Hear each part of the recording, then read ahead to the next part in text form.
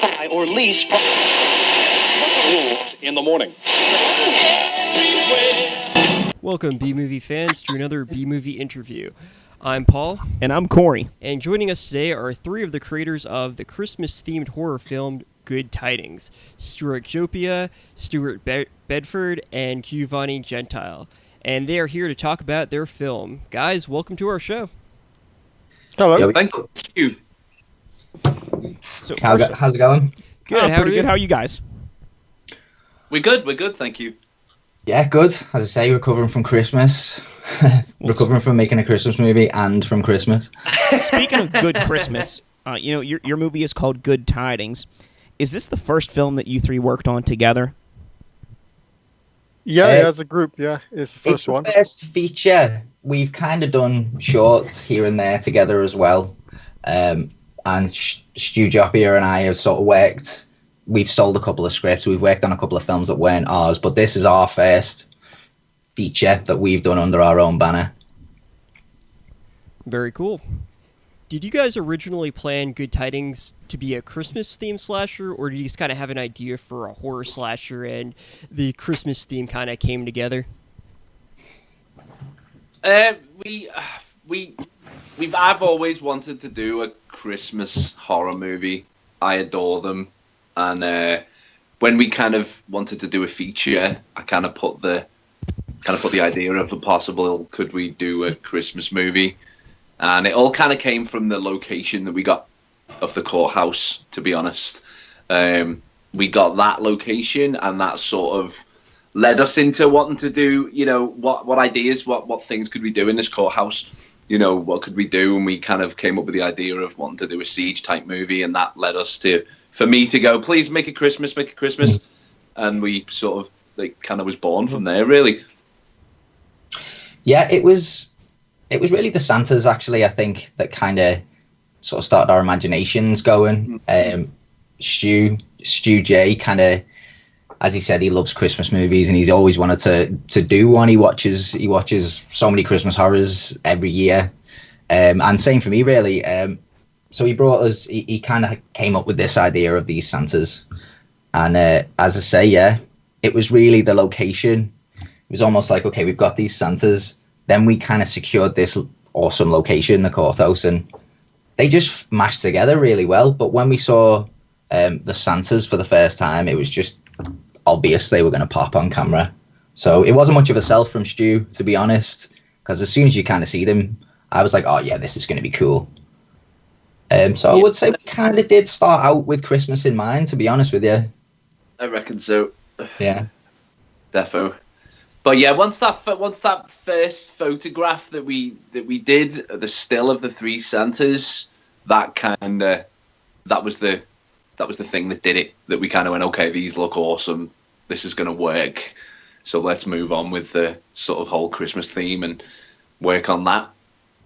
So yeah, it was definitely started as something we wanted to do in Christmas, and it just sort of the location fed it all really. And we had the homeless element in mind as well pretty quickly, really. So we knew the two players and we had the location. The rest just came, didn't it? It came together pretty quick. I think we had that kind of sort of central theme of Christmas being cruel to the poor. That was kind of what we wanted to say from the beginning, really. I mean, obviously that developed as we developed the story. But you put in three evil Santas versus homeless people. And then as soon as we found the courthouse, that sort of fed into that theme of it sort of being judgment. So yeah, it was a kind of very cohesive concept, I think, from the beginning, with Christmas as a kind of central sort of metaphor, if you like, of Christmas being cruel to the poor. As I say, these Santas are literally attacking homeless people. It's Christmas attacking poor people, isn't it? Mm-hmm. Absolutely. Definitely a cool idea. Nothing quite says Christmas like Killer Santas. Of course. Absolutely. What was the most fun aspect that you guys think of making the movie Good Tidings? I think, for me, personally, it was working with the Santas, because I know, if you've seen the movie, you'll know that it's kind of played totally straight, and it's quite bleak, and you've got a lot of kind of harsh themes flying about addiction and sort of redemption and all that sort of stuff. But when we were working with the Santas are just having fun then, and they're just totally, even from a directorial standpoint, they were sort of unpredictable, if you know what I mean. Gio kind of was really Gio was a very unpredictable element, and you didn't know what you were quite gonna get, and that's good. I'm not having a go, Gio. That's good. I get it. I was difficult to manage because the Santa you wanted me to play was difficult to manage. So, we were totally in taking the role on, as we should say, kept it going on set type of thing. Once you put the Santa mask on, you become a different person. It kind of feeds. Yeah, you become the different person. You become that person that it is, and you can be a bit of a handful on set. We were just keeping Stewie on his toes, but really. One thing you got to realize is you can't see anything out of those masks. I mean, it's really hard to see. And my Santa was the most aggressive, and you're like, look over here. And I was missing cues and missing you talking because I couldn't see you. And people were getting angry because I wasn't seeing them. And I was like, I can't see you. So that made me angry. Anyway, yeah. That probably wasn't the fun part, but it was. What's your fun part then, Gio? My fun part was taking a shower at the end of the day and getting rid of that disgusting suit smell. It was just horrible.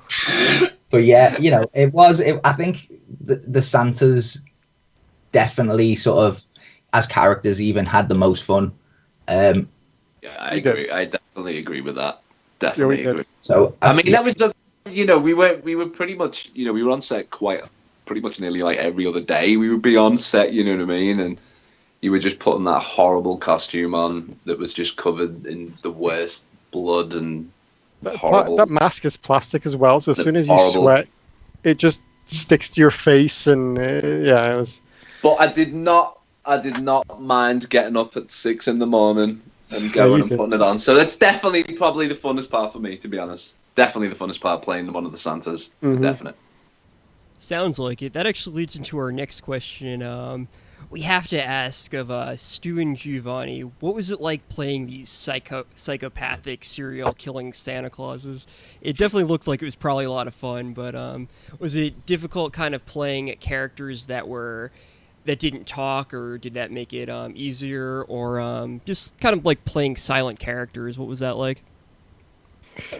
Go on, Stu. I mean, for me, I think having the mask on and being kind of silent was perfect, because we're not full on actors, and like being able to just play something that was completely off the scale and kind of almost a caricature of what maybe kind of sits deep inside us a little bit. I mean, I when I kind of when we came up with the concepts of the Santas, and we took them as our own, and kind of went, all right, let's see what we can do with them. With my one, obviously bringing kind of the limp and stuff like that. I don't even know why I even kind of brought the limp in and stuff like that. It was just. Did you have a bad leg on the first day, and you were just like, "Fuck it, I'll just go." Yeah, it must have. Yeah, you just go, "Oh, I want to be so completely different and do stuff that I don't ever do in real life in any way, shape, or form." And that was a perfect 18 days of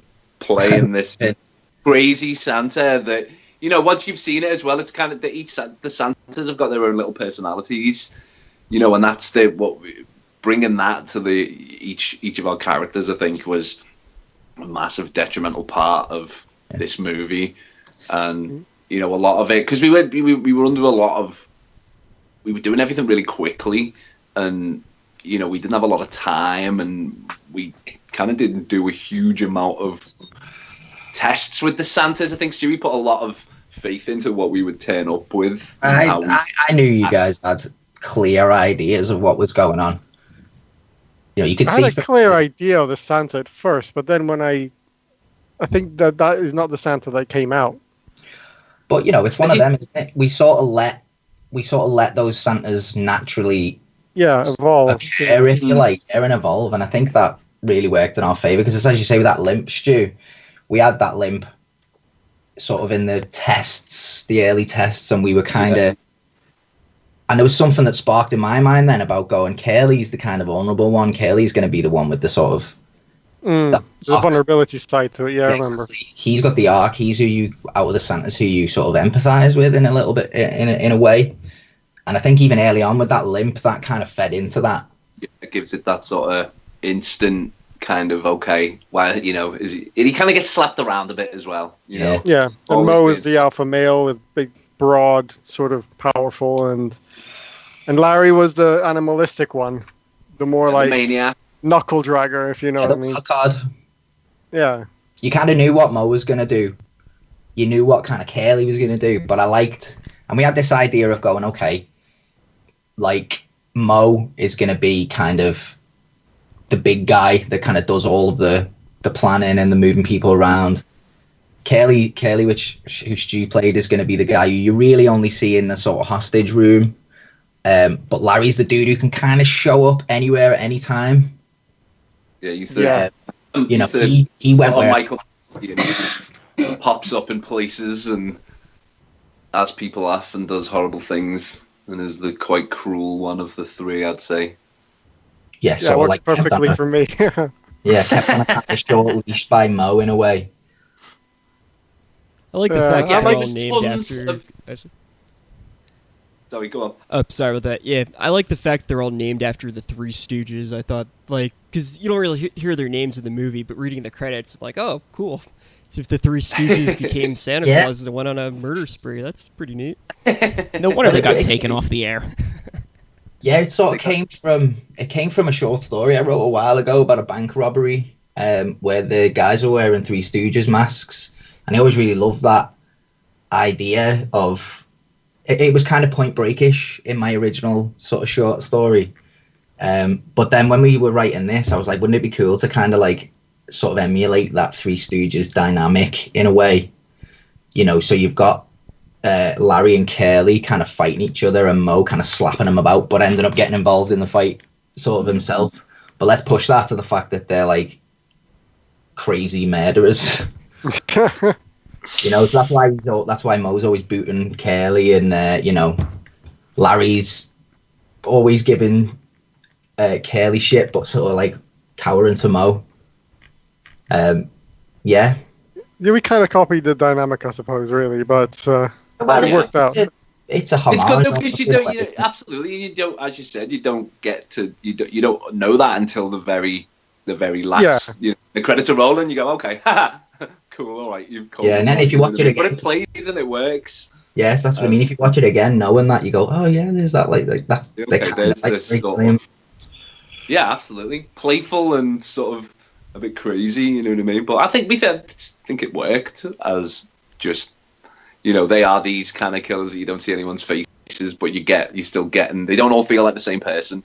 You know, that was the one thing we wanted to do, was not make three Santas feel like one, and you could never tell who was on the screen. You know, which is one thing that we definitely wanted to do. That's why I think, because we never really sat off with each other, did we, as Santas, and kind of went, all right, this is what I'm going to do, and this is what I'm going to do, and this is how we're going to play this. No, we kept ourselves separate from the homeless people as well to try and build up a bit of tension. Yeah, we never really put the Santa stuff on. When we were in rehearsals, we'd just play it as ourselves, you know what I mean, rather than kind of put the Santas on. So when we put them on for the first time and sort of get in this full Santa mode, it was kind of a bit creepier for the people to make it a bit more strange. It did say it was weird having to stare at blank eyes and stuff like that. And just Santa staying in kind of, you know, costume and how they would be for the whole... A few times where we were off scene, there was like, could you just stand there with your mask on just to give me that sort of like, you know, feeling? I was like, yeah, no problem. Yeah. Get the actors in the mood. Well, that's it. We tried to kind of not see the Santas out of the masks as much as possible. Obviously, we had to from time to time. But there was an element of like, let's not sort of see Gio without standing around eating a sausage roll. Yeah, just keep it more mysterious and a bit freakier for them all, isn't it? Did help. It did. I definitely thought you guys did a good job with... Oh, sorry. Yeah. No, go on. I definitely thought you guys did a good job with making them all distinct characters. Like one of them was more childish. You could tell which one was the leader, and even just by like how they'd kill. Like the one that was more brutal was I don't really know which one was Larry, Moe, and Curly, but like when at the end where the woman was kind of holding the one, like kind of comforting him. It's like, okay, he's got a completely different personality than that one who just, decapitated that guy. So I thought you guys did pretty well with that. Yeah, thanks, man. We worked kind of hard on that from the beginning, really, because we were aware of how easy it would be for these guys to just bleed into one Santa. Totally. And then there's no point then in having three of them. Of course, we may as well just add one doing all the murdering, but it makes it more playful as well, I think, because it's got, as Stewie was saying before, it's played totally straight, and it's the only sort of not even comical, just playful, yeah, absolutely. And I think it just adds that little, Christmas element to it. I think weird little playful, horrible characters that are doing really horrible things. But, somewhere down the line, you start to feel a little bit for them because you understand them as kind of strange characters that we've... Well, that's... Oh, sorry, man, I thought you'd finished. No, yeah. Go. That's the interesting thing about having three of them, isn't there, really? Because if you look at, like, a film like Halloween or Friday the 13th, you've got this sort of Golem-esque killer, silent, doesn't say anything, he's going around killing everyone. But then you add two other characters to the mix, you start being able to kind of give them their own little story. Even though they don't speak, you can give them this, you could have played it totally straight where they just killed everyone and then it was homeless people versus Santas. But what we kind of found with having the three killers and having them as three distinct characters is that the personalities within that group could also clash. So you've got conflict internally within the homeless people, but then you've also got this kind of power struggle with the Santas happening. Yeah, it makes it more three-dimensional, doesn't it? Yeah, exactly. So, it's not just homeless people versus Santas, it's homeless people versus Santas plus Santas versus Santas. And that gave us the opportunity to sort of develop one of the Santas into an almost subplot protagonist, if you like.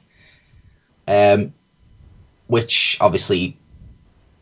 like Stu said, just gives us a bit more dimension to those characters, so they're not just Golem-esque killers.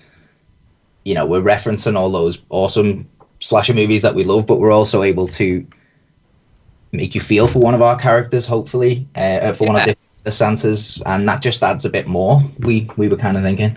Didn't somebody cry when Curly died at the end? The candy cane Santa. Oh, spoiler alert! I did. Oh shit! Yeah. Sorry. That did. It's not live. Yeah. So people do. Yeah, I mean, it kind of. I've had a few people go to me. My God, man, I totally felt sorry for you at the end. I'm like, yeah. You know what I mean? That's nice. That's worked because that's kind of what we wanted. That's totally worked. But yeah, it was one of the assistants on it. We were on set and he hadn't sort of read the script because, you're a camera assistant. You don't really need to read the script. And when we got to the scene that Gio spoiled for everybody, he was like, I don't want him to die.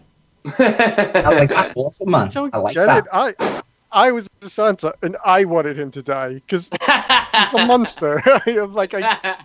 But that's why I think it kind of worked well having the three Santas and being able to tell that little story, because if you can turn a killer, like a horrible killer, around and people are going, I didn't want him to die, you're like, yeah, nice. That's like, Lecter, you've liked a horrible person. Yeah, totally. It's like, Texas Chainsaw Massacre. You kind of feel a little bit sorry for Leatherface at times. You do, yeah. Being beat up by all the other people, and you go, oh God, what's happened to this? Yeah, in a weird, I'm still that way, sort of way. Yeah, it's just that interesting angle that you can put on killers, which can work and can't work, and I'm glad that people are saying that it worked because. But it is like awesome. The kind of Lecter thing, innit? You're going, I kind of like this character, even though he fucking eats humans, and that's a sort of, it's kind of a interesting thing because it just means you want to watch it. You want to watch him. It's hard if you hated him, you wouldn't want to watch because he becomes one of the main characters, doesn't he? It's also satisfying though when you kill a bad guy who you really want to die. Oh yeah, and his death needs to be satisfying. Yeah. Yeah, that's why it's yours. You want to feel something, either satisfied or sad. Yeah.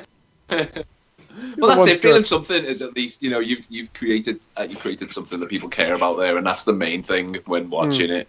That's why we made them the homeless. Because we didn't just want the people who were being attacked. We wanted them to be, not just kids running around making stupid decisions and having no sort of backstory or any reason for being in the location that they are or whatever. It just felt a little bit more interesting to push a story forward, by making interesting characters rather than just sort of golems along the whole way. The killer's a golem and everyone else is, and that's awesome. I love movies like that, but we just wanted to try and mix in some decent characters that we could play with and people could kind of enjoy. Feel sorry for. I suppose if we wanted to go more commercial, we could have had like 13 horny teens break into the abandoned courthouse and totally for a romp. That would have been that's the easy way in That's Good Tidings too. Come on. Say that's just But it's more interesting, isn't it? I think when you feel for the people who are getting killed in a horror movie, and go, oh no, shit, this guy's dying. I don't want this guy to die. You know what I mean? Oh no, this guy's dying. That type of thing. I like that in a horror movie. Makes you feel something a little bit more than just kids dying. Which making stupid. Why don't we run down here and kind of run into the killer now and die immediately? And everyone goes, yeah, that's a dead good idea. And we all watch them die and not care for them. So yeah, I think that was it, really. This is a Christmas horror movie, which is a wonderful subgenre all on its own. But it brings together two polar opposite ideas, one of horror and terror and, the things that go bump in the night, and the other of Christmas, jolly, happy, family, love, caring. But yet they seem to mesh together so well. Why do you think that is? I think because what you described Christmas as is not Christmas for probably most of the people in the world. I think. Go on, sorry, Joe. No, go on. I need to put my thoughts together. I haven't quite done it yet. But yeah, it was just like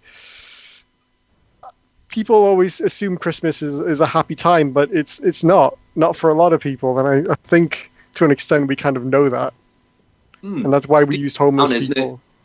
It's deep down, and people can feel that. They know that. They see it on the television. They see things at Christmas. Christmas is always, they always push a lot of the help this person, help this, and as it absolutely should be. So people know. We all have these really nice time, and we have lots of food. But we all deep down know that there's people out there that are not well off, that aren't having a nice Christmas, or don't celebrate Christmas, or whatever. We all know that, and I think putting that into it, that feeds into the horror sort of aspect, and I think people are intrigued to see the darker side of what Christmas is.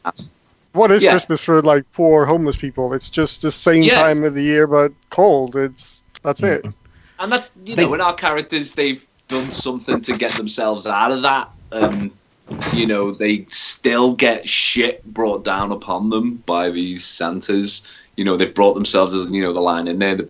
Why are these Santas doing it to us? They've sort of brought, we've brought ourselves out of the dirt and the cold, and they're just still coming. And that's, a big metaphor really for the. Yeah, it's still always going to be a bit shit for someone around the world, and a lot of people take it for granted, and it just fits well. I think it just, I don't know, the whole sort of, I think Santa Claus and the whole thing about Christmas is kind of a little bit creepy anyway. Dude is like invading your home. Dude invading your home and he leaves presents, and you gotta leave him like some milk and some cookies, and it's kind of weird, and kids get it destroyed for them, when they're young, and that's a really harsh time when you find out that Santa Claus isn't real, and you kind of, there's something in that. That's why a lot of the films that are set at Christmas kind of have that little depressing thing to it, like in Krampus, or Krampus is totally about, oh man, I don't believe in the spirit of Christmas anymore, and Christmas is shit and blah blah blah, and by doing that, this evil Santa comes and gets you. It's always the Christmas films have got this depressing side to it as well, because Christmas has. That's why holiday movies work so well in the horror genre, I think. Yeah, We're all meant to be happy, aren't we? But it's sometimes happiness is hard. It's hard to achieve, especially when you have to be. Yeah, well, we're all told we have to be happy at these times. That's the thing, isn't it? You know, we all should be good, and it all should be, and it'd be awesome if it is, but it isn't for a lot of people. And that's the thing. That's why it just works. It just works perfectly in the horror genre. You know, that you take a time that's meant to be all joyful, and you throw in something that's like a killer or killers or creatures or whatever, and it fucks with that, with your time that is meant to be precious, and it's meant to be happy and joyful. You know, we have these few times. We don't have many of them times spotted through, and it's a time for everyone, isn't it? It's because we all can do it. You know, we all have our birthdays, but they're ours, aren't they? You know, yeah, someone else may have it, but Christmas is everyone in the world has Christmas, but, you know, Hanukkah or whatever, you know, they all believe in that. It's a shared thing. So don't you realize? I think we did this kind of inadvertently, but the homeless people kind of figured out the true meaning of Christmas.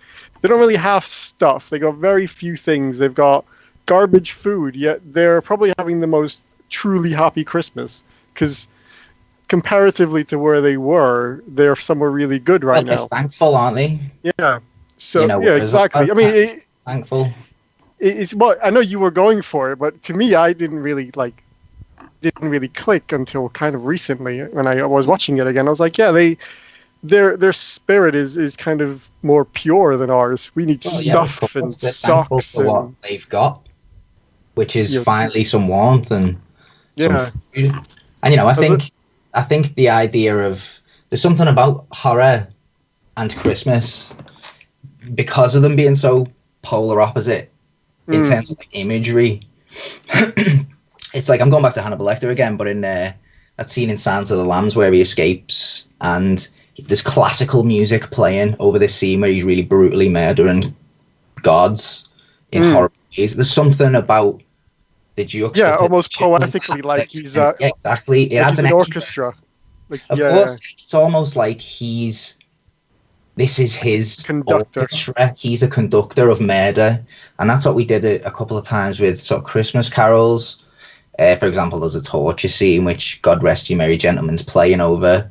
So you've almost got this idea of these Santas almost being in their element, you know, while they're murdering these homeless people. So there's this nice sort of dichotomy, as we've been talking about. You know, Christmas is supposed to be jolly, but really for a lot of people it isn't. But it's almost like Christmas revels in the sort of commercialism, you know, so they just kind of juxtapose really nicely, and it almost adds a sense of meaning, I think. It's like the homeless people were trying to break the commercial aspect of it, and Santa... Yeah, they get the true meaning of it. But yeah, Christmas is like, nope, fuck you. Christmas is about, buying stuff. Senselessness. Yeah, it's about commercialism. Yeah. Yeah. Well, that's it. You know, if you, for example, I've just got to put a deposit down on a house and all that sort of stuff this year. I'm really skint. You know, I haven't got a lot of money, but you still have to spend money on everyone, literally. I've still spent money, and I'm just like, oh, God, I've got no money left, really. I mean, I have, you know, I've got enough, but that's if you don't go out and buy everyone's stuff. Inside, you feel like you've done wrong. Yeah, because, you know, the telly tells us that we are, that's why. Of course. You do, but I haven't bought anybody anything. I was like, no, nobody left. Sorry. I'll just make everyone Christmas presents this year, man. Yeah, you know, like, I was going to write poems for all my brothers and sisters and that, and I went, nah, fuck that, actually. I just went home. But, like, I can't play with a poem. I know. I can't play with it. I felt like if I wrote them, like... It'll be horrible, though, if you write a poem, though. You'll just make it... You'll pour your feeling into it, and it'll scare people. That's crap. Make a Christmas haiku or something like that. Yeah. Like Santa-related, Santa murdering. My skills. But then I went, you know what? That's shit. They'll all just be like, that's shit. So I had to buy everything. You know, and it's... Yeah. That's the real meaning of Christmas today, isn't it? Pretty much.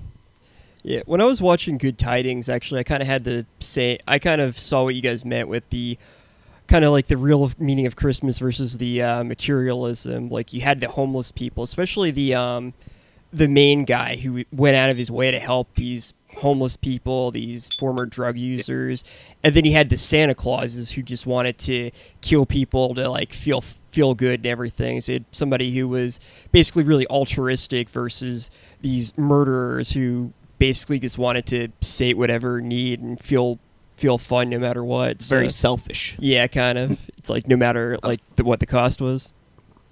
Because it was their playtime. You know, it was their Christmas playtime. Yeah.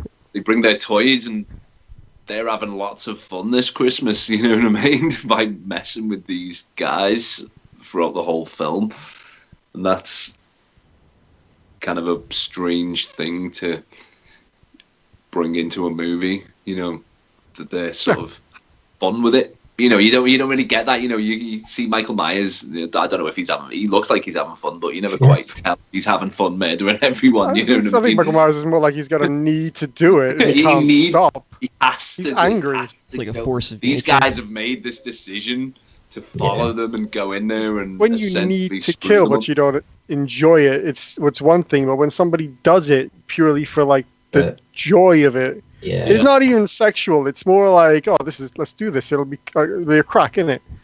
Yeah. Well, we can discuss their motivations not being sexual. I kind of think it makes it a little bit more unsettling that it's not sexually motivated.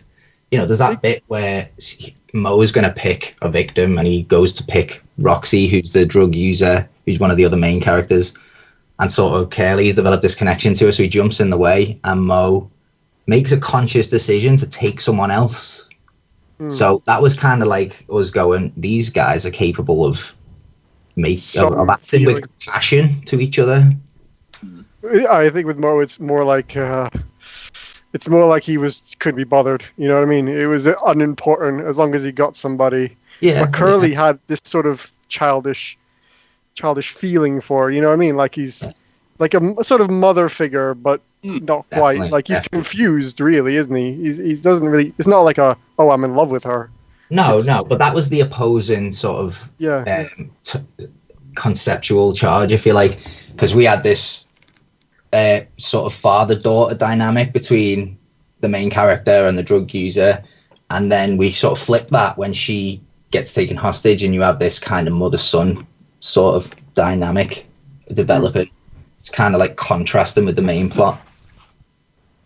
I'd love to hear her take on this. Actually, next time we talk, I'm going to ask her what she thought. It'd be interesting to see what she thought, really. Yeah, well, there was a lot of talk about that when we were rehearsing and sort of when we were talking about the scenes and blocking and stuff like that. You know, because it could have easily developed into a sexually motivated thing, and we were like very careful not to let it do that. I think that would have downplayed the whole thing, really. I think so. I think it would have been like, oh, right, yeah, serial killer, sexually motivated. It's obvious. All serial murders are sexually motivated. What I like about these killers is that there's none of that.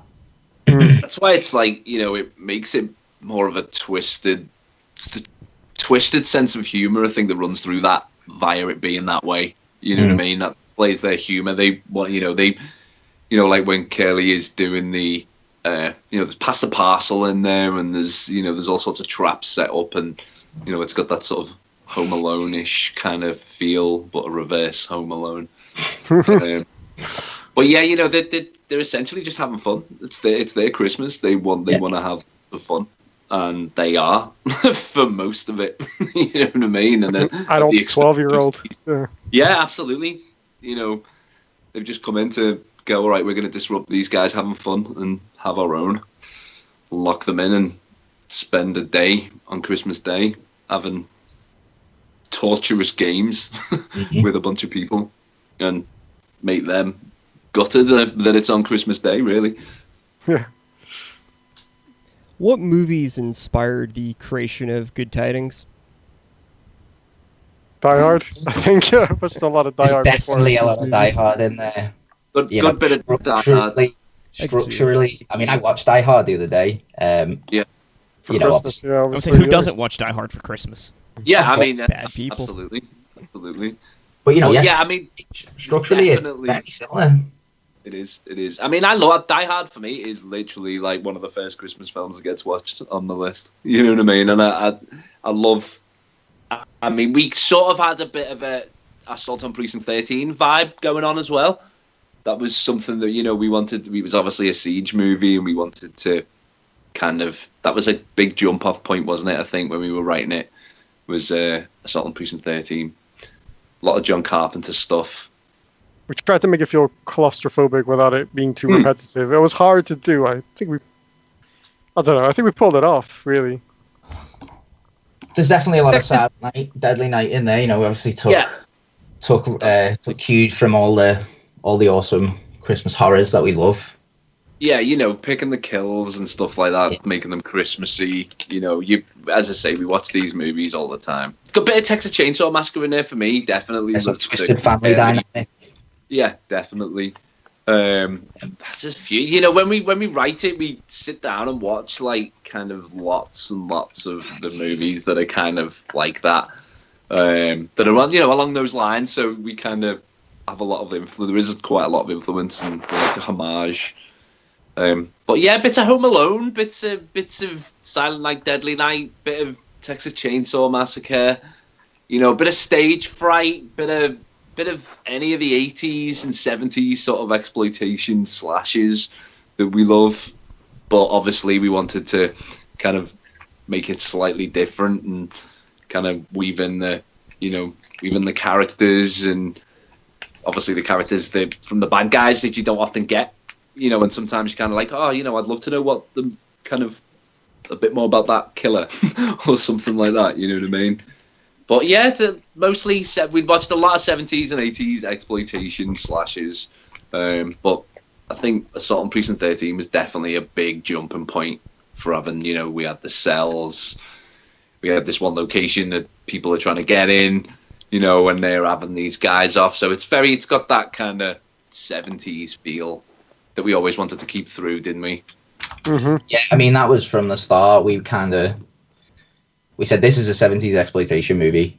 It sort of snowballed, if you forgive the pun, and picked up a lot of influences on the way. As I say, the Die Hard influence is blatant because of the kind of one guy being the spanner in the works. Yeah. And he's got his vest on kind of halfway through. Yeah. And, yeah. He's got I think he even kind of he's got a bit of a John McClane vibe to him, definitely. Yeah.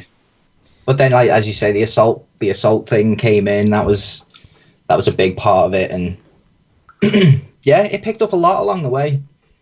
But it all made a kind of, I think, quite distinct sort of image in the end. There's even that direct reference to Die Hard in it, where Die Hard with a Vengeance, where he realizes, oh shit, spoiler alert. He has that moment where he says it's syrup.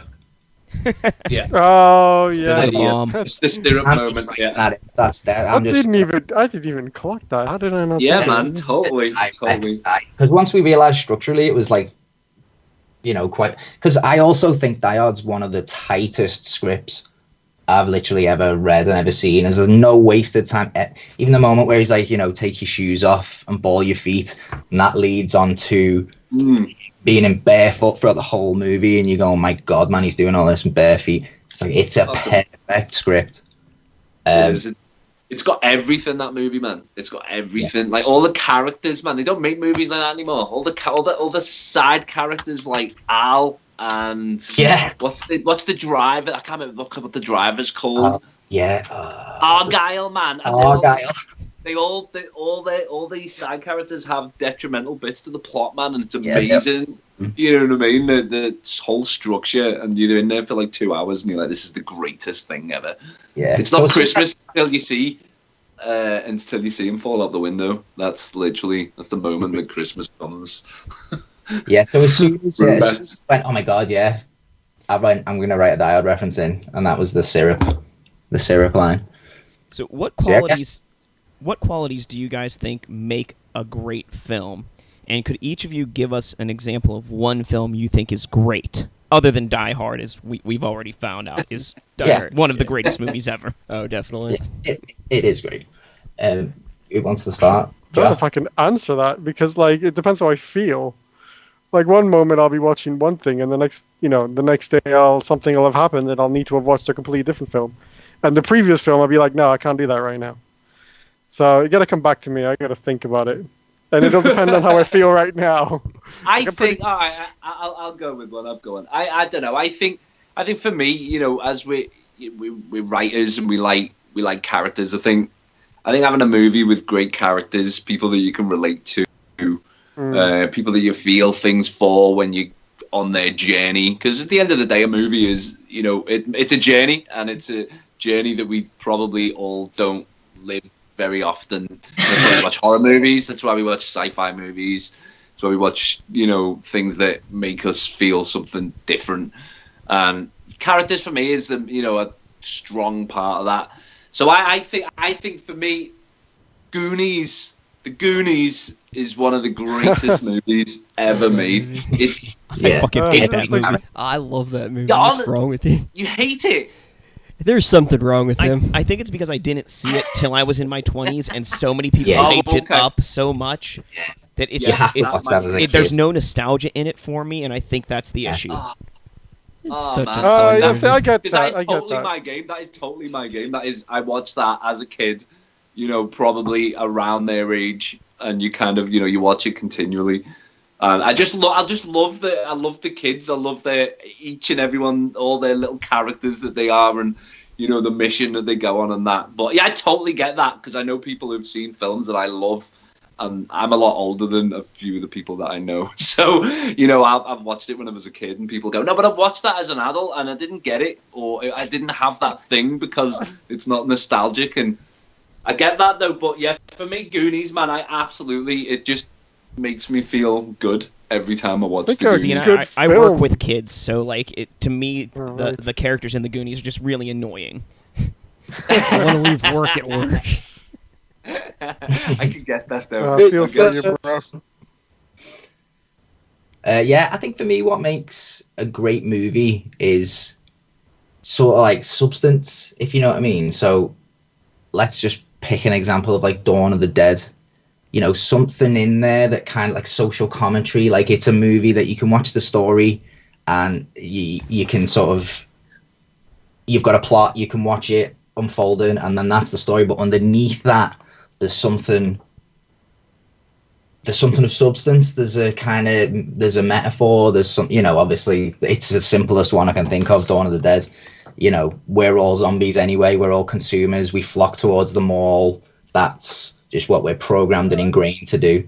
Obviously, on top of that, there's the story of the world ending, but it's things like that that really get me. And sort of holding up a mirror to society, or holding up a mirror to the way the world works. And that's why probably Dawn of the Dead is one of my sort of favorite movies of all time. So you want social commentary, basically. I love good social commentary.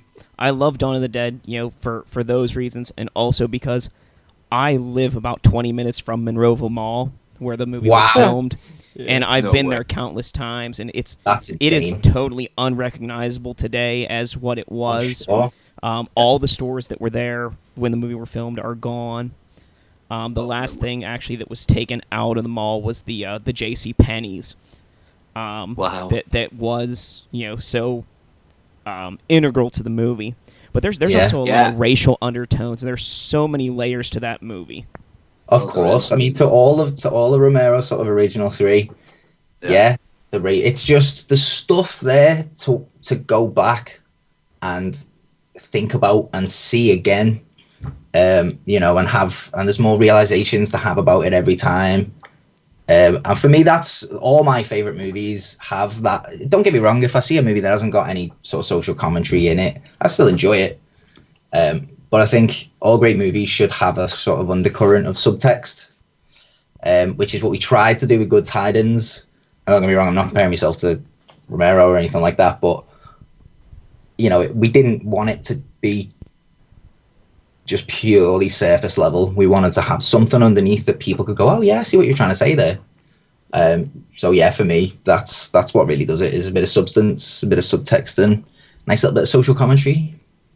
Even watching a film like from one age to another, like, can be a completely different experience. I remember watching Dawn of the Dead when I was a kid and just being like, "All right, look at all the blood and gore." But now I watch it as an adult, and it's still just as amazing. But you see it from a whole different perspective. Exactly. So it's something that it's a gift that keeps on giving, isn't it? Really, a movie like that. I mean, I love that though. You know, when you watch something as a kid and you don't quite you don't pick up on that, but you still love it. And then when you watch it, you go, right, I get it. You know, awesome. That is awesome. There is that surface level of, wow, this is cool. These guys are trying to survive these zombies. They're in this awesome setting. They're in this mall. There's carnage happening all over the place. You can enjoy it just simply for that, or you can delve into it. There are also movies like that. Gifts that keep giving. Gio, I think we're back to you. Have you made a decision yet? Yeah, I think I get enough social commentary watching the news so far, so I'm definitely not going to give the same answer. Especially with like what's happened in the UK and the US in 2016. I'm going to go with like Terminator 2, because I can watch that film at any point, at any day, and I enjoy it, and it doesn't get old. And I think I just need a film that just makes me happy to be alive, or just forget that I'm alive, depending on how I feel. And it can do both. So, yeah, watch T2. It's a simple quite a grim story though at the end of the James day. Cameron, master of sequels. It's great. It is, but it's fluffy and it's nice and it's comfortable. It's a tremendous movie. It's completely good choice, I would say. It's like Gets watched once a year at least. Nearly perfect. Yeah, definitely. Maybe not the latest one, but yeah, I could watch all three, I suppose. Well, 1 and 2. Oh, no. Let's not go with number 3 now. Yeah. But yeah, man, could nice movies that kind of make you, I call them the warm fuzzy movies that you can watch. Hangover movies. Yeah, I feel like a social commentary for movies, it was good for me when everything was going okay and I wanted to delve artistically into other problems that we had in the world. But now all our problems are so in our face all the time that like I just feel like it'd be more on top of the mountain. It's like, what's the point? The news is the worst movie out there. Too much news, Gio. Too much. I do. I read the news all the time. It's depressing. It is. That's why I avoid the news. Just depressing all the time. Oh yeah. I know. It's grim. Yeah. It's grim. I don't know. Well, that's why we kind of get our social anxieties out in that way, don't we? In the movies and tell our side of what we think's happening and that type of thing. But yeah, I love a nice movie that I could just not so much have to switch my brain off, but can lie on the couch and just chill. And Terminator 2 is pure brain dead movie. I'm still a Terminator man. No, I would rather watch Terminator than Terminator 2 though. Terminator. I mean, you could argue an undercurrent of slight social commentary in those movies about definitely our own advances in technology turning on us eventually. We're all gonna blow ourselves up. Yeah, exactly. Don't screw with time. Yeah, so that's what I mean. Even those movies, those turn your brain off movies, they still have they're iconic because they have an undercurrent of something deeper. Oh yeah, because like Terminator is always relevant from now on until humanity's gone. It will always be relevant. I mean, just look what did Trump say a couple of days ago? He wants to redo all of America's nuclear weapon system, whatever. Yeah. He wants to expand and all that stuff. I'm like, that's dangerous talk. Yep. It brings Terminator back to the. The minute we have any AI popping up, what do we all think? We all go, oh shit. Siri's getting an upgrade. Cyberdyne time. That's it. We're all done. End the story. Why not use voice command? Yeah. That freaks me out too much. Yeah. Totally. It's amazing for me. I use it all the time. I'm totally asking for it. It doesn't understand me. I say like Terminator 2 comes up with like term paper poo. It's like, this is completely different from what I want. Yeah. So, are you guys working on another film together, or do you each have your own projects that you're working on? No, we are looking to jump on a project together again, straight away. Really, we want to keep it going and sort of crack out another feature as quickly as possible. But yeah, it's kind of tough once you've made your first movie to jump on your second. But we've got a plan, and hopefully in 2017 we can sort of go through with it and get this shot really. So yeah, we're definitely doing something together. It's another two-headed snake entertainment production that we'll be doing. But yeah, there is definitely something on the horizon. It's a sort of mockumentary, true crime mockumentary. That's what we're looking to do. Yeah, that basically sums it up. I mean, as you say, it's difficult, isn't it, really? Because to a certain extent, you've kind of got to see how your first movie does. Yeah. Sort of take stock again at the start of the year and go, okay, what can we do? Because we're not, like I say, we're not James Cameron. We're not these guys who can just go, hey, give me 20 million. We've got to be able to get it funded. We fund, Gio is our exec producer, so he funded Good Tidings, and we've got to just kind of see how the distribution goes to be able to fund the next one, really, or maybe look at a crowdfunding or something like that. But does that dictate, doesn't it? Do we do it this way? Do we do it that way? We will do it, but which route we take to do it is dependent on sort of several factors. Sounds good. Looking forward to that. Now, we have one more very important discussion question for you guys. It's something that Paul and I, talk about often. It comes up a lot, surprisingly. What is your opinion on hairless cats? Hairless cats? No reaction.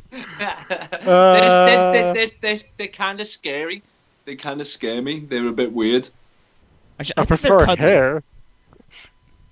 Yeah, but Corey and I no, disagree one on of that one of our actors that loves hairless cats because he's allergic and he's always got it on his Facebook. They're pretty cute, really. Yeah, so he does. Oh, he does. And I think Sears. it looks like a freaky, weird thing that they've just dug up or something, and like Pet Cemetery cat or something. Yeah, it looks like totally. Is it Egyptian or is it is Sphinx. that what they're called? Because totally look Egyptian. Yeah, they're adorable. I mean, I think they're just crying out for attention and love. I think they look like moving abortions. I don't trust them. I don't trust them.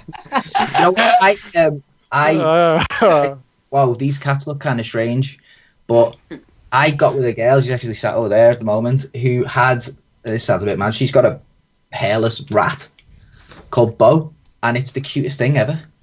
And now they're pretty cute too. And going, oh my god, I'm finding these things cute now. All of a sudden, there's something about them. They look. They're weird. This is the most thought I've ever put Give me into this. a fluffy cat. I like cats. I like fluffy cats. Well, see, I had two cats, and it always seemed like they have something to hide. And hairless cats, they have nothing to hide. It's all there for show. It's all out in the open. They don't need to keep something. Yeah, that's why cats are kind of a bit they're a bit dodgy, aren't they? They're a bit dodgy. There's something about cats that. Yeah, they got a resting bitch face cats, to be honest. I mean, I had one cat. Her name was RJ, and she literally woke me up one night. She was pawing my shoulder, and I woke up and I was like, "What do you want?" She sneezed in my face and walked away. Cats are evil in general. I think that sums up cats pretty well. I read something about dogs are aware of the fact that they're sort of alphaed by their owner, but cats consider you their thing. Yeah, totally. My thing. With their bitches, Yeah. You know what I mean? They're bitches. It's also when you kind of when they wake you up in the middle of the night to give you them some food, and you put some food down, they just walk off, and you're like, oh my god. Oh my god, yeah, they used to knock on she used to scratch at my door, because I used to live just separately from the house. So I used to open the door and just wait for it to come in and just sit there for ages going, all right, thank you. They just want you to be up doing stuff for them. That's why I kind of like them. They've got this sort of fuck you attitude. It's like, fuck you, do this for me, go up. And you're like, ah. You do it all the time. I've had cats forever, and I'm still doing it. Even at 5 in the morning. It's just like the punishment. I had a cat. I love my cat. I was devastated when it died, but yeah, definitely. When I see hairless cats, I think we as human beings have gone too far with experimenting and with animals. Like, I think of that scene in Jurassic Park when they're talking about the park and the cloning the dinosaur. It's like, what right did we have to do this? We've gone too far as humanities. To me, that's hairless cats. It's just proof we've gone too far with experimenting. I don't That's think it. we've gone Done far it. enough. Well, We've until done we it. have sharks Done with it. laser Hairless beams, cats. maybe not. We should go as Yeah, I far as agree. we can. I No, agree. no, no. We'll end up with like hairless everything. Everything will just be like Yeah, hairless. so what? I reckon 4-ass monkeys and all that. It's just hairless donkeys and like Inside out cats. inside out cats and as long as I we're agree. not torturing anything or Find that inventing cute core. super bug. I reckon Adorable. we should just go for it. I was babysitting my 4-month-old nephew yesterday, and I gave him a stuffed Grim Reaper to play with. I mean, come on. That's how it should be. Perfect. Start them early, man. Start them early. So where is it that we can follow you guys to learn more about your future projects? Is there a specific website or Twitter handle we should be looking at? We do have a Facebook. We've obviously got a Two-Headed Snake Facebook page and a Twitter. They are Facebook.com Two-Headed Snake. Two-Headed Snake. And the Twitter handle is at 2HS Entertainment. Now, is that And you 2 can- spelled out or the number 2? That's the number 2. Okay. Sweet. We have to fit. Our name is huge. Our name Yeah. is huge. Two-Headed Snake Oh. Entertainment totally can't fit on any social media page. So awesome yeah, name, though. it's always a 2. But that's where you can find out anything that's going to come new from us. We've also obviously got our we've got a website that will be going live real soon in the new year, which is just twoheadedsnake.com. And that will be live in the beginning of the new year, which will have all our kind of behind the scenes from Good Tidings, photos.